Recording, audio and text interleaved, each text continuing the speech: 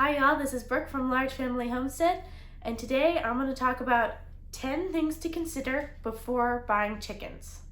Now I just want to mention before I get started that I'm in no way trying to discourage you from getting chickens. I think if you have the time and the money, chickens are a wonderful investment and you should definitely go ahead and do it.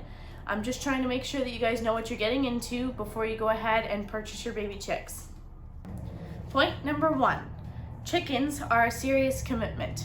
And I'm just saying this because I don't want you to think that you can just go down every day and give them food and give them water and that's all you have to do every day, and then that's fine. They'll just be fine. There's lots of work that's involved with chickens and it takes up a lot of your time and you have to be prepared for that. And like if you want to go on vacation, you have to find someone who can come and sit your chickens every day.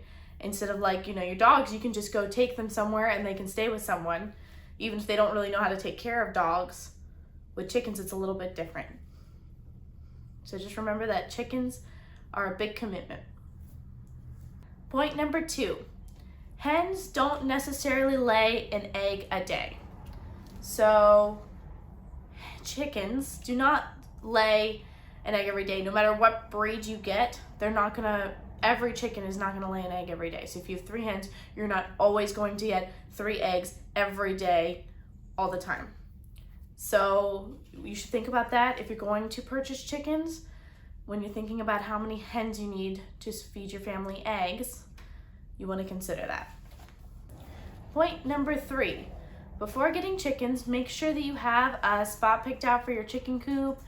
Make plans for it, how big you want it to be.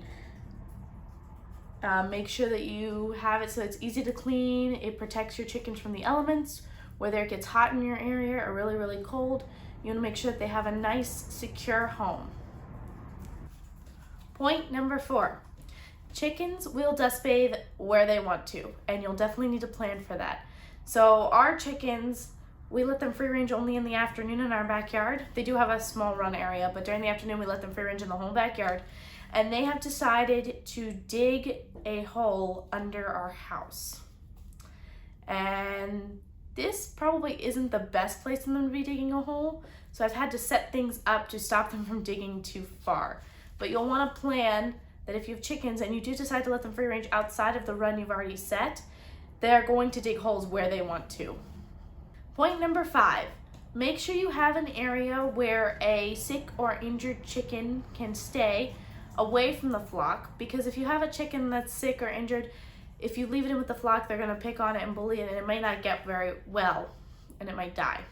So you want to have a safe area, predator proof, that you can keep a sick or injured chicken till they're better. All right, point number 6, make sure that your chicken coop and the area that you fenced in for their run is predator proof. And I just want to mention here that chicken wire is not a good option because the predators can grab your chicken's heads and they will just keep pulling them until they come off. So you definitely don't want to do chicken wire. You probably want to do hardware cloth, which is too small for the predators to reach their hands through or for the chicken's heads to come through. Point number 7, make sure that you have the right breed for your needs and area. So you want to do your research on chicken breeds before you just go ahead and purchase whatever breeds are selling at your local feed store or whatever chicken breed you think is pretty online. Because if you want to, depending on what you want to raise them for, so we raise dual purpose chickens, which means they can be used for eggs or for meat. They are really good egg layers, which is what we lean more towards. And their meat, they don't get like very big like a regular meat chicken, but their meat is still pretty tasty.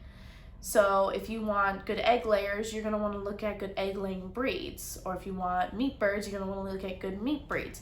Or if you're looking for something in between, like what we did, you'll want to look at dual purpose breeds. You also want to consider the environment in your area. Does it get really hot where you live, or does it get really cold where you live? You also want to consider that when you're going to purchase a breed of chicken. Point number 8, chickens are messy. That's exactly as it sounds. They're just messy. And you can see these pretty pictures of like these perfect little chicken coops online with, their few hens running around.